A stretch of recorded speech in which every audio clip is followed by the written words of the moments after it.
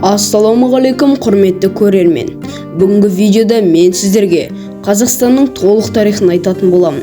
Яғни Керей ханнан бастап қазіргі елбасымызға дейінгі тарихты айтатын боламын. Видео басталмай жатып, арнаға тіркеліп лайк басып кетіңіздер. Сіздер үшін бұл тек қана 1 секундтық іс, ал мен үшін өте үлкен еңбек. Және де бұл қазақ тілді контенттің дамуына үлкен үлес қосады. Ендеше видеомызды бастайық. Орта ғасырдағы қазақ елі. Алғашқы қазақ елі Алтын Орданың құрамында пайда болған. Алтын Орда ыдырағаннан кейін екі дербес мемлекетке бөлінеді. Олар Ақ Орда мен Көк Орда болды. Кейбір кезде олар бір-бірімен қосылып Алтын Орданы қайтарғысы келген. Бірақ Ақ Орданың басқарушысы Барақ хан қайтыс болғаннан кейін Ақ Орданың өзі бөлініп, оның орнына Өзбек хандығы мен Ноғай ордасы пайда болған. Өзбек хандығын Әбілқайыр деген билеуші басқарған болатын. Ол өте ақылды әрі айлакер хан болған. Әбілқайыр хандығын ұзақ жылдар бойы Дешті Қыпшақ жерін бағындырып отырған. Осыдан кейін 1458 жылы ойраттар Дешті Қыпшақ жерін бағындыруға жорыққа шығады. Ойраттар Ташкент және Сырбойы қалаларын тонайды. Осыдан кейін Әбілқайыр хан ойраттармен өте тиімсіз келісімге тұрады. Осы жеңістен кейін Әбілқайыр ханның беделі төмендейді және де елде жемқорлық таралып, салық өсіріліп, хандық тұрақсыз болған. Осы жағдайдан кейін Керей мен Жәнібек хан қазақтарды жинап бөлек мемлекет құруға үміттенеді. Осылайша олар 1465 жылы Есенбұға ханға келіп өздерін пана қылуын сұрайды. Бұл Есенбұға ханға өте тиімді келісім еді. Себебі сол кезде Әбілқайыр хандығы оларға қауіп төндіріп тұрған болатын. Осылайша Есенбұға хан қазақтарға Жетісу аумағын береді. 1468 жылы Әбілқайыр хан қазақтарға қарсы келе жатырған жерінде қаза болады. Осы жағдайды тиімді пайдаланған Керей мен Жәнібек Сырбойы қалаларын қайтарады. Жәнібектен кейін билікке Керей ханның ұлы Бұрындық келеді. Ол өте батыр әрі қайсар мінездеді. Бірақ көптеген жеңілістерден кейін билікке Қасым хан келеді. 1511 жылы Қасым хан қазақ хандығында билік етеді. Қасым хан басқарған уақытта қазақ хандығы Ноғай ордасына қарсы шыққан. 1520 жылда қазақтар Ноғай ордасының астанасын жаулап алып, Ноғайларды Астрахан хандығына дейін ығыстырады. Қасым хан билегенде қазақ хандығы қазіргі Қазақстан аумағына ұқсас территорияны алып, халық саны 1 миллионға жеткен. Қасым хан басқарған уақытта Қазақстанның Еуразиялық аренада атағын алған және Ресей патшалығы мен қазақ хандығы бірінші дипломатиялық қарым-қатынастарды құра бастады. 1520 жылда Қасым хан қазақтардың ең алғашқы заңын шығарған. Ол тарихта Қасым ханның қасқа жолы деген атпен белгілі.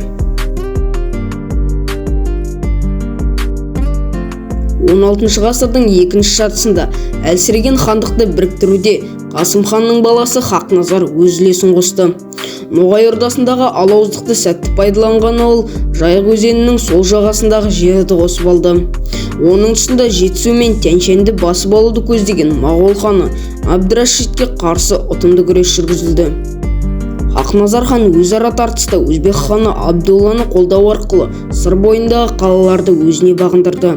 Оның Абдолламен байланысынан қорыққан Ташкенттің басшысы Баба Сұлтан жансыздар арқылы Хақназарды у беріп өлтіреді. Қасым ханның баласы Хақназар хан тұсында қазақ хандығы қайта бірігіп дами түсті. Ол хандық билікті нығайтуда және күшейтуге қаржылы қайрат жұмсады. Ол бытыраңқы жағдайға түскен қазақ хандығын қайта біріктірді. Хақназар ханның мұрагері Жәдіктің баласы және Жәнібек ханның немересі Қартайған Шығай болды.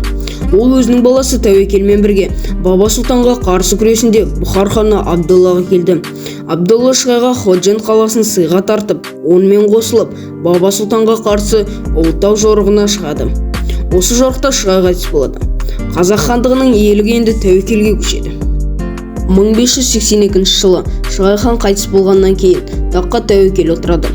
Тәуекел хан Бұхар ханы Абдолламен жасасқан шартты бұзып, қазақ және өзбек билеушілері арасындағы жаугершілікті қайта бастайды.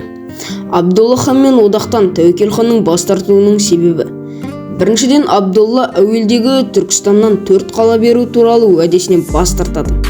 Екіншіден, біздің ойымызша басты себеп Абдолла Тәуекел ханның беделінен батырлығы мен қайсарлығынан қорқа бастайды. Яғни Тәуекел ханды өзінің бақталасы ретінде қауіп төндіргенін сезеді. Өйткені кезінде бүкіл Мауреннахрды Тәуекелдің көмегімен Шайбани мемлекетінің қол астына бүктірген болатын. Тәуекел ханда жошы ұрпағы болғандықтан бүкіл Орта Азияны билеуге толық құқылы болды. Тәуекел сыртқы саясатында хандықтың оңтүстігіндегі қалаларды билікті нығайту үшін күш салды. Ендігі жерде ол сыр бойындағы қалалар үшін Абдолламен күресті бастайды.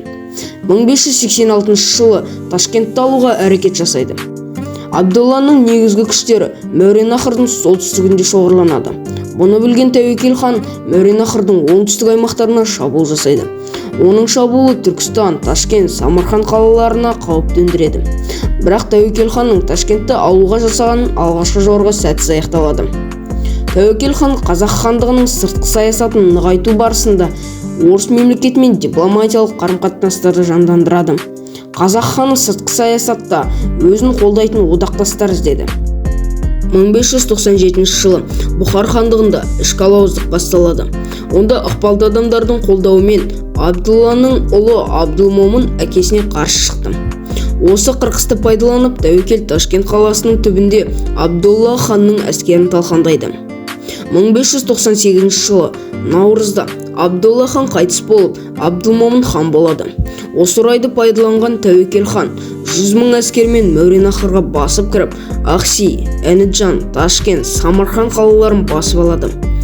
Бірақ та Бұхараны қоршау кезінде Тәуекел хан ауыр жараланып, Ташкентке қайтып келіп қаза болады. Тәуекел хан қаза болғаннан кейін билікке Есім хан келеді. Есім хан атақты Тәуекел ханның туған інісі. Есім хан туралы халық жадында сақталған аңыз әңгімелер, дастан жырлар көп. Оны халық еңсеге бойлы ер есім деп те атаған. Есім хан билік басында ағасы Тәуекел хан өлгеннен кейін ғана келді. Бұл кезде қазақ хандығының шығыс жағындағы жағдай Тәуекел тұсындағыдан әлдеқайда күрделене түскен еді. Мұнда ойрат тайпаларының бірігу процесі жүріп жатты. Сондықтан ол көршілерінде болып жатқан жағдайды жіті қадағалап, олардың тайпалары арасындағы алауыздықты өз пайдасына шешуге ұмтылып бақты. Ойраттардың бір жағынан Жайық, Еділ бойындағы ноғайлары, екінші жағынан орыс әскерлерімен қақтығысуы Есім хан саясатының ықпалды болуына елеулі жағдай жасады. Ақырында ойраттар үш жақты соғыстың өздеріне қырғын таптыратынын сездірген ойрат әміршілері Есім ханның үстемділігін мойындап, тату көршілікте тұру мақсатында ұсыныс жасап, елшілерін жіберуге мәжбүр болды. Есім хан қазақ хандығының шекарасын кеңейте түсу саясатын мұнан да батыл жүргізіп бастайды.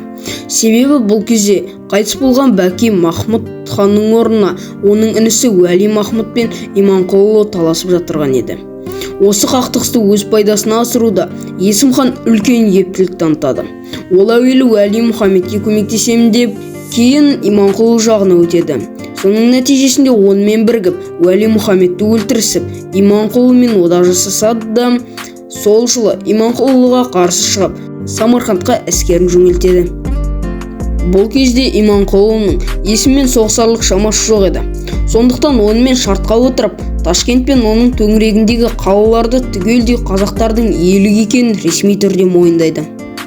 Қазақ жерін қалмақтардан толық тазарту мақсатымен Абылай бастаған қазақ жасақтары 1750 жылы жауды Жоңғар қақпасының маңайында оңдырмай талқандайды. 1755 жылы жоңғарлар бірнеше ұсақ иеліктерге бөлініп, осыдан кейін Жоңғар мемлекеті бір жолата құлады. 1758 жылы Цин империясы Шығыс Түркістандағы қазіргі Цинцзян жерін басып алады. Цин империясының батыс шекарасы қазақ жерімен шектесті. Қытайлар дүркін шабуыл жасап, қазақтарға тыным бермеді. Абылай келісімге келу туралы Бейжіңге адамдар жібереді. Сөйтіп Қытаймен сауда, экономикалық қатынас орнату жолдарын іздестіреді.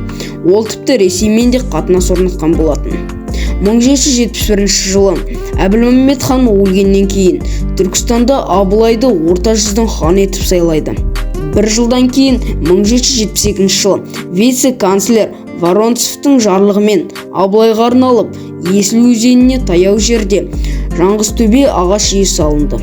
Абылай 1781 жылы мамыр айында Ташкентте 70 жасында қайтыс болады. Осымен құрметті көрермен, біздің шығарылым соңына жетті.